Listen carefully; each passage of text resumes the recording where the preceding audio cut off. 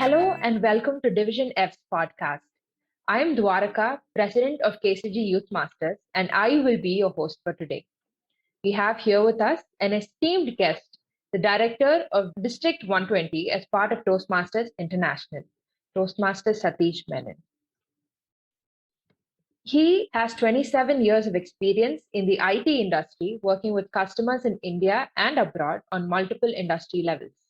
He has launched, managed, supported large business transformation programs for customers across various industry verticals across the world. TM Satish Menon, we're very happy to have you here with us today. My pleasure.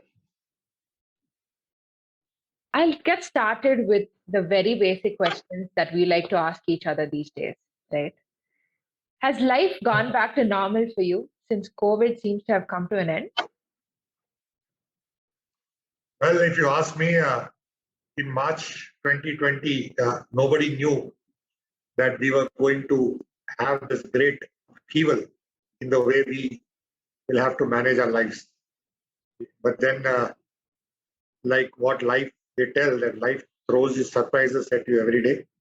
It is how you kind of adapt to it that decides whether you look at it in a positive manner or in a negative manner. So the last 2 years, I couldn't do a lot of traveling. So I was pretty much at home. But then I could do a lot of things which I always wanted to do, which is catch up with a lot of reading, clean a lot of my old stuff which is there in terms of cleaning up my books and all the other things which I would have put off for a long time, saying we'll do it later, we'll do it later. So once you did a lot of that, you found out that you actually had to discard a lot of old baggage, and suddenly life became much more simpler to manage in terms of documentation. And a forum like Toastmasters also allowed you to connect with a lot of people across the world, which prior to COVID, people would only have dreamt of. But then when COVID started, and with the advent of Zoom meetings, you could connect to virtually every other club anywhere in the world. So that was also a great learning. But then as we moved along, man is a social animal. Man has to kind of interact more with people. It's only then that we get a sense of fulfillment. And to that extent, yes, now that everything is going back to normal, slowly we have to start coming back to the pre-COVID times, which is getting to know, getting to travel more, getting to meet more in person, and at the same time ensuring that whatever good things we learned during the COVID times, we put that into practice. Some of the things which I could think was catch up on a lot of reading. So that's one habit which I think I've always been a reader, but I think this time it kind of told me to do more concentrated reading, connect more with people. Zoom allowed you to connect a lot with people, but that doesn't mean that with the advent of things going back to normal again, you stop doing Zoom meetings or you stop connecting with people. You still keep that connect active. Maybe meet a lot of them in person. Those who cannot meet in person, who are across countries, ensure that you continue to have the connect. And last but not the least, keep up the learning. There's a lot of learning that all of us would have done during the lockdown period. The various forums allowed us to gain a lot of knowledge, either additional degrees or courses and all that. So keep that up. And also go and meet a lot of family and friends. We've always been meeting them over Zoom meetings over the past 2 years. So go and meet family, friends, and ensure that that bonding develops. So that's the way life is coming back to normal. So hopefully we don't have to go back into another lockdown, which I don't think will happen. If we take all the proper precautionary safeguards and ensure that we keep ourselves hale and healthy, and at the same time ensure that we don't flout any rules which are laid down. That's it. I think a lot of people can relate to the experiences that you just mentioned. Like we got to talk to a lot of people. For example, you and I would have never met if we had everything in physical mode. COVID has done a lot of bad, but I also think it gave us a lot of opportunities that regular life did not. Yeah. Okay. So I'll ask you, speaker or leader, which one do you prefer and why? Well, I would say to be a leader, you need to be a speaker. When I say you need to be a speaker, you don't have to be a world-class orator in most cases, but you need to speak your mind. You need to speak your thoughts. You need to articulate your vision in a clear manner. And you need people to clearly understand what you want them to do. So to that extent, the leader and the speaker are both interwoven. I can't think of me being a leader if I don't have the ability to clearly voice my vision or articulate my vision to a larger audience. I don't think any leader can lead somebody if they are not able to convince their team that what is right for them and what is not right for them. So to that extent, every leader has to be a good speaker. That the differentiation that I tell here is that by good doesn't mean that you have to be a great orator. You look at leaders around us, you will find leaders who are good orators. At the same time, you will find leaders who are not so good orators, but they know very clearly how to articulate a vision to take the team ahead or the organization ahead. So I would say to ask me a leader, yes, but at the same time, when you speak, you also are articulating something to a larger audience.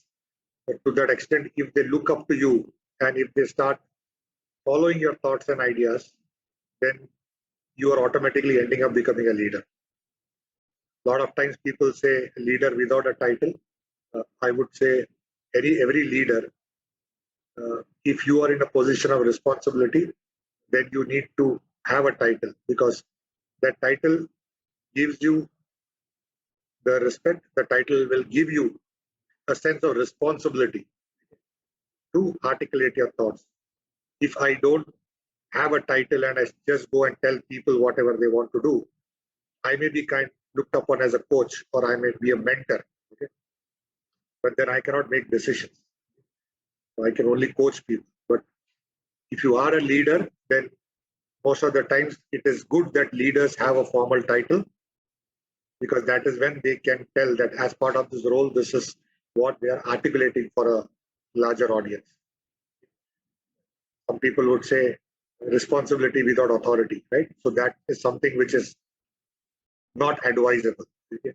If I'm a responsible person, then I also need to have the authority to be responsible.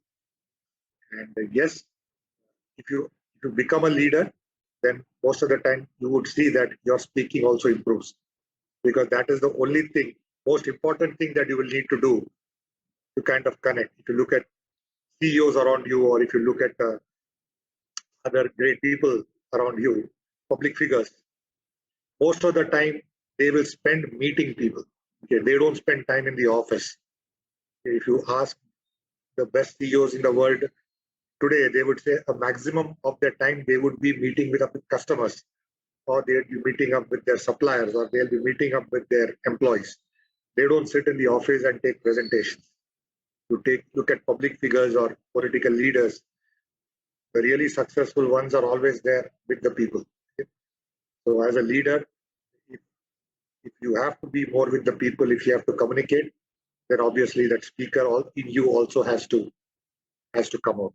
So both are, I would say, interlinked in some manner.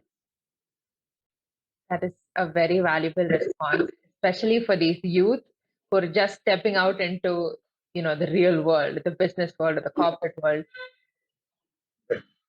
Moving on to the next question. Being the director of District 120, how much growth have you seen in the district, especially, in these hard times? When we started District 120 last year, when they say last year, this is the second year that the district it's a new district. So we were very clear that we will look only at sustainability. Okay, because in a forum like Toastmasters, it's an educational forum. So when people walk into Toastmasters, they come with a specific purpose or a specific need, which is more individual driven. Right? I joined Toastmasters because I want to improve my public speaking. I want to improve my communication. I want to get over my stage fright. I want to build my networking skills. Okay.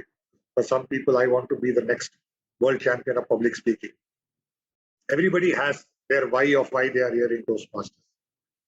And that why cannot be achieved overnight. If I have to become a good speaker, it takes me years of dedication to become one. Right? If I have to get over my stage fright and have to become an effective communicator at work, at home, with my friends, colleagues, it takes a lot of practice for me to get there. It's not that I would attend 3 Toastmasters meetings and I become best at whatever I do. So when you have such a thing in front of you, sustainability is very important. And that's what we said that for the district to become a good district, a sustainable district, we should ensure that the clubs meet regularly, because it's only when the clubs are successful that the members are successful. Only when the members are successful that the district is successful. If you as a member are happy with what you are getting in Toastmasters, you will renew every 6 months, right? And if you are not happy, you will not renew. It's as simple as that. We are not here to do anybody a favor because one of my friends told me I am renewing, right? Or one of my friends told me that we just need one member to get to the number 20 in a club. So could you please renew? So none of us are here doing that. We are all here for different varied periods of time. And the basic reason that why we are all here is that we feel that we are getting something out of Toastmasters. So when we build that culture of ensuring that you have consistent club meetings, people value the time that they spend in club meetings, then automatically the district will become a better district. If members renew, a happy member or a satisfied member will go and speak positive about Toastmasters outside. So when you speak about Toastmasters outside of what it did for you, then there are other people in your circle of influence who would also think, oh, if it can happen to you, why cannot it happen to me? And then they will join the movement because they feel they will also get something out of it. So that is how we need to grow, because this is a brand. And the brand can only grow if people are valuing that brand. If I walk into a Toastmasters meeting and I give my speech, I'm spending my time there, 1.5 hours in the meeting. Then preparation for the meeting, also I'm spending time. If I'm a speaker, if I'm an evaluator, if I'm a TMOD, if I'm a G. So when you are spending that time, because you value the brand, and it is only that brand valuation or that people feel that this is something that I need to be proud of being a Toastmaster, that will grow the district. And that is what we've said. And that path that we set on, today, if we look at it, last renewals, we had almost 50% of renewals happen, which is a good thing because we do renewals in 2 cycles, right? 50% you do in season 1, 50% you do in season 2. So the season 1, we had good renewals. Season 2 also, as we are seeing, the renewals have been good. So that is what we are telling people. We've got new clubs being added to the district. And all these new clubs that got added, they have all come through reference. Either somebody was a Toastmaster who went to an organization, so they said, let's start a club there. Or somebody knew somebody who was a Toastmaster and they were trying to do something in the area of public speaking and communication, and then said, let's go and open a Toastmasters club. So when you get leads through references, that speaks a very high volume of how people are perceiving Toastmasters. And that's what we want to set the path in our district. Sustainability is very, very important because we are talking something here about developing our skills. And you're developing your skills only comes through practice. There is no magic formula or there is no 10 set of things to do. If I do it for 3 months, I will become great. Even the greatest of speakers, they still practice every time they go on stage. So nobody wakes up from their sleep and says, oh, this is the speech I have to give. Let me go on stage and start speaking. They don't do it. You speak to a lot of world champions of public speaking, they will say, every time they get called to do a presentation or a speech, they write the speech, they rehearse the speech, they practice it before they go on stage. So whatever we do, it's an ongoing thing. And perfection is something which is just a word. There's nothing called perfection. How do you measure perfection? How do you say I'm the greatest speaker? Nobody can say that, right? Your style is different from my style of speaking. Both of us can be effective. Right? Some days you may be able to convince an audience, I may not be able to convince an audience. Some days, right? Does that make any one of us inferior or superior? No, right? So when this is a forum that makes you practice over and over again, people coming back to the forum is very important. So that is what we've set for the district, is sustainability. We are not after going to say we want to become the #1 district in the world, which, by the way, in Toastmasters International, there is no official criteria for a #1 district. Toastmasters International doesn't rank districts like #1, #2, #3 in the world. It's only that members derive that information and they come and say they are #1 or #2. Toastmasters International only says that you need minimum net 8% growth every year. And that also they don't mandate. If you achieve it is good. If you don't achieve, no problem. But for the district, we are saying we need to ensure that if I start a club this year, that club should continue over so many years. It should not happen that a club started in the month of June. When it comes to the next renewals in October, the club members, 80% of them will say, I will not renew. That's not right. Because what you have to remember is, when you are a brand ambassador, what you say about Toastmasters, your experiences will bring in more members. If you are happy with what you're getting in Toastmasters, you will automatically renew. When you have your renewals for Amazon Prime or any of the channels, Netflix, right? Netflix doesn't come and tell you, please renew, please renew, please renew, right? You will automatically renew, right? Why would you renew? Because if you don't renew, you will know that you cannot watch the next episode of your favorite series.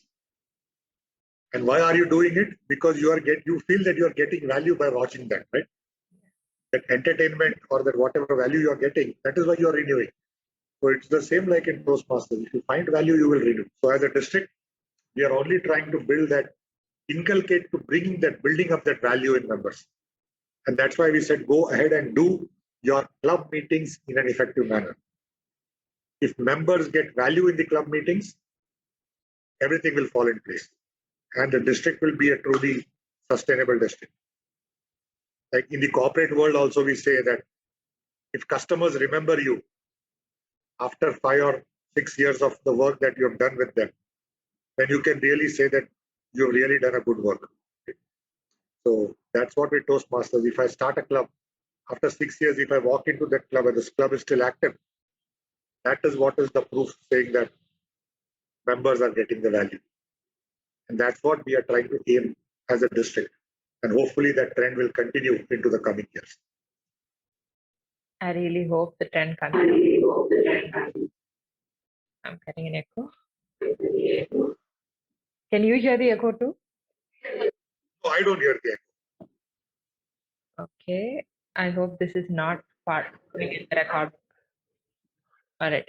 Anyways, I love the example of how you compared Toastmasters, Netflix, and the subscription and everything. That was fun and definitely a great example that I would like to, spread around. And you mentioned initially in your answer that everybody steps into Toastmasters with a different goal and an aim. So when you joined Toastmasters, what was your mindset like? Would you give us insights into your initial years in Toastmasters? See, when I joined Toastmasters, it's a very interesting thing. I didn't join because I wanted to improve my communication skills or I wanted to improve my networking skills. I joined because I felt people in my organization needed it more. Because we were a very uh, technical organization and we had people who were very good technically in their field of work. But then when we found that when you have to interact with their colleagues from different locations across India and the world, and also interact with customers across the world, different nationalities, different cultures, there were a lot of things that people needed to improve, especially how you talk to people. Like an example, as the way you would interact with an American customer is not the way you would interact with a Japanese customer, or not the way you will interact with a European customer, because the cultures are a bit different. When you speak with people in your own organization, if you speak to people from Bombay or you speak to people from Delhi, you will find a different personality traits coming across. Those of us who have worked across the country will know that. So, how to interact, because India is such a huge country and we have such a wide diversity. So there are definitely different people will have different personality traits and the way they speak and the way they come across. Okay, so it's not uniform across the country. And again, how you have to kind of get over your fear of asking questions. A lot of people, I feel, shy away from that. They're saying if I ask too many questions for a customer, they will doubt my technical capability. Or if I ask questions in front of my colleagues, and people will say it's a silly question, and then some may laugh at me. It's all, I would say, demons in the mind that they have. Nothing of that is reality. But unless you don't come out of it, and unless you don't practice it, you will not know. And I kind of encountered Toastmasters at a customer's organization where I saw some people going into a room, talking, giving speeches, occasional clapping, and then they're coming out after 1 hour. And there were people across all age groups, across different levels of hierarchy in the organization, and different industry or different verticals within the organization. When I was like an intrigued saying, why are all these people, diverse set of individuals going in the room and what are they doing? So out of curiosity, I asked one person, what do you guys do there? So he said, why don't you come and attend and see what we do? So that was my first introduction to Toastmasters meeting. And then I was very surprised. I mean, this is a very big global organization. Why would they need something like this? And people, some of the people who were attending were like senior people or middle level managers, and some were like between middle level and senior level. So out of curiosity, I went and asked the person who was heading that business unit in India, like, why are you doing this? I mean, what is the intent behind doing this program? So then he told me that since they are getting a lot of work from their principals in US, Europe, and other locations, they are having the same challenges when people from here work with people from there about communication and about communicating effectively, asking questions, not asking questions, learning to say, not learning to say yes to everything. But if you don't understand, you say no. Don't expect, or rather, don't give unrealistic deadlines, or don't accept unrealistic deadlines and then try to do damage control or try to work extra hours to kind of fix it. So he says a lot of those issues are coming up, and then they said, I was recommended that if you do something like Toastmasters, it could improve the way people communicate and the way people talk and the way people get more effective when they work across cultures. I said, this is right for my organization also. And that's how I started Toastmasters in my organization. And because I started the club, I ended up becoming the president of the club. And that's how my journey in Toastmasters started. And over a period of time, if I look at that, how it has started, initially it was all very new to me. But then slowly from a club level, I started volunteering for roles at area level and division level and all of that. I remember my first volunteering role as a Toastmaster at a division level contest was being the sergeant at arms manning one of the doors. Okay. So people used to ask me, why are you doing this? My club members. I said, you should not be doing. I said, it doesn't matter. Every role is a role. It's a good thing. Sergeant at arms is also such an important role. I kind of control who walks into the room, who doesn't walk into the room, right? And ensuring that the contest doesn't interrupt because people keep walking in and out is one of the most important roles that you can do. So when I kind of started being there, and I met a lot of people across the different uh, industries, because we had a lot of corporate clubs in District 120. Got to interact a lot with the college students in college clubs, community clubs. And over a period of time, the learning has been good. For my club members also in my home club, a lot of them who were very hesitant to speak up initially, very shy, they all, once they started being part of Toastmasters, they all became a different version of the individuals that they were earlier. So much so that some of their managers and the customers whom they used to work with used to ask us, what have you done to these people? Suddenly they have become so confident the way they speak, the way they ask questions, the way they push back if they get unrealistic deadlines. That it's got nothing to do. We have not given them any magic potion. They've been part of Toastmasters. So I've seen a lot of transformation happen to individuals because of that. And wherever I go, I give this example of how I started it in my organization. And I also tell people that I'm not here to sell Toastmasters because we are not a corporate organization. That is, Toastmasters is not a corporate enterprise. And none of us carry any targets to meet any numbers. I'm only sharing my experiences. If you feel that experience resounds with whatever issues you have and it can help you, then surely join Toastmasters. But keep this in mind that whoever joins Toastmasters should join with a definite purpose in mind of what they want to get out of Toastmasters. If that purpose is not clear, your journey will not be enriching and you will suddenly feel that you are not gaining anything out of it. The members need to be very, very clear about what they want. And over a period of time, I've seen a lot of people transform also through this movement. But the people who really benefited from it are the people who have stayed in the movement for a long time.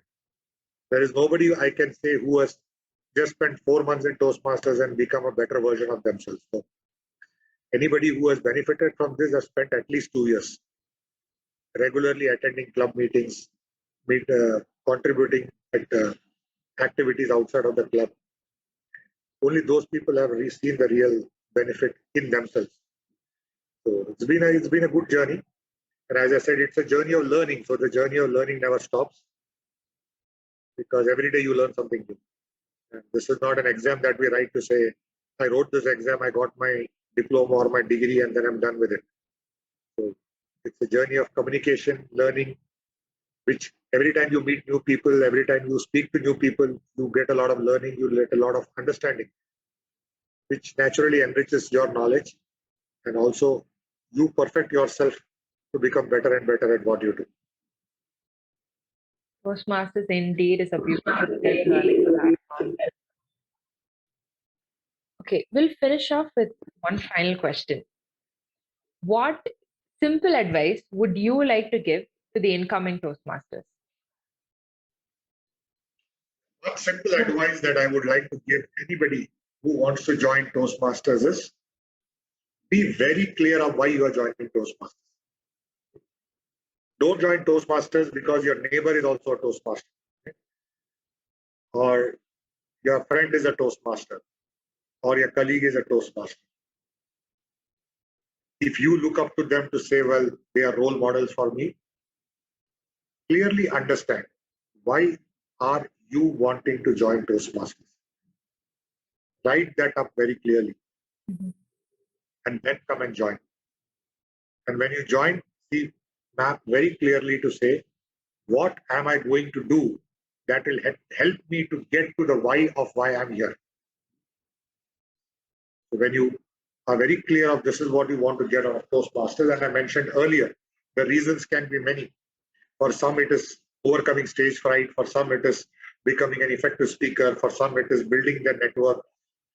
For some people, it is like becoming more effective at work. For some, it is developing their leadership skills. For some, it is to take the first step towards becoming a public speaker. Yeah. For some people, it's like going on to become the world champion of public speaking. Everybody has a why. Right? So write down the why and be very clear that about monitoring the why of how you are progressing on your journey. That is what will make this journey fulfilling. If you don't do that, and if you just walk in because you heard from somebody that there is a forum like this, you will get disillusioned very fast. Mm-hmm. Because this is a forum where there are a lot of people who are there to help you. But you have to do a lot of self-help in the beginning. When I say self-help, is you have to write your own speeches. Nobody else can write it for you. Right? So when you write a speech, then you have to go and get it reviewed with a mentor. Mm-hmm. Yeah. When the mentor reviews the speech and the mentor gives it back, you have to make the changes, you have to practice. Then you have to go give the speech in a club. Once you give a speech in a club, you get an evaluation, you come back, incorporate that feedback of that evaluation in your next speeches. Plan your journey that it's only not only speaking. Toastmasters is also about a lot about developing your listening skills and your evaluation skills. For that, you can't assume that in every meeting I'll be the speaker. For some meetings, you'll have to be taking the role of a tag team player, or as you progress, you become an evaluator. In these 2 or 3 examples that I've given, a lot depends on the individual. It's only a very less portion that depends on others who are there to help you. They will help you if you go and ask them for help. But all these things you have to do. Turning up for your club meeting, as basic as that. That only you have to do. Nobody else can do it for you, right? There cannot be any kind of somebody beaming you up and saying, okay, here you are in the club meeting, right?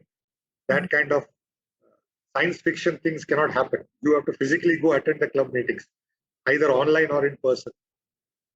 So if you have that time, or if you can make that time available, and if you are very clear about what you want to get out of Toastmasters, only then join Toastmasters. And once you join Toastmasters, ensure that you are fulfilling every part of your Toastmasters journey. I've seen people who join as Toastmasters who have not yet started on their icebreaker speech. Mm-hmm. If you ask them, you can get a lot of excuses. Mm-hmm. But if you're not doing anything as part of commencing a journey in Toastmasters, then why are you here for? What are you doing at club meeting? Right? Merely by doing table topics, you cannot improve. Mm-hmm. Maybe you get over your stage fright, that's it. But beyond that, you will not improve. Yeah. So they have to take the time out. They have to be very clear about what they are doing here. And also remember that there are no shortcuts to success. Mm-hmm. Like I mentioned earlier, if you want to see an improvement in yourself, it will take you at least a year or more to see that improvement coming. That too, provided you are very diligent, you are always regular to all the activities that you need to do under the Toastmasters umbrella. So if everybody is clear about this, only then they should come and join Toastmasters. And if you do all of this, I'm sure your journey will be very fulfilling, very entertaining, very learning, and each one of us will become a better version of what we were the earlier day. True. I completely agree. It's beautiful how any role, small or big, has so much to teach us in Toastmasters. Thank you so much, TM Satish Menon, for taking out the time to be here with us today and provide all the insights.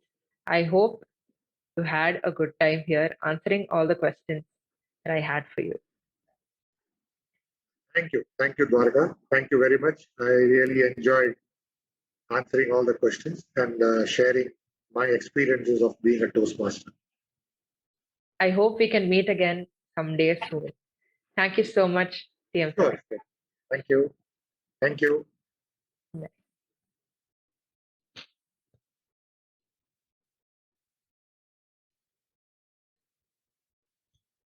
That was the end of another episode of Division F's podcast. We'll meet you again soon with another esteemed guest. Thank you so much for tuning in.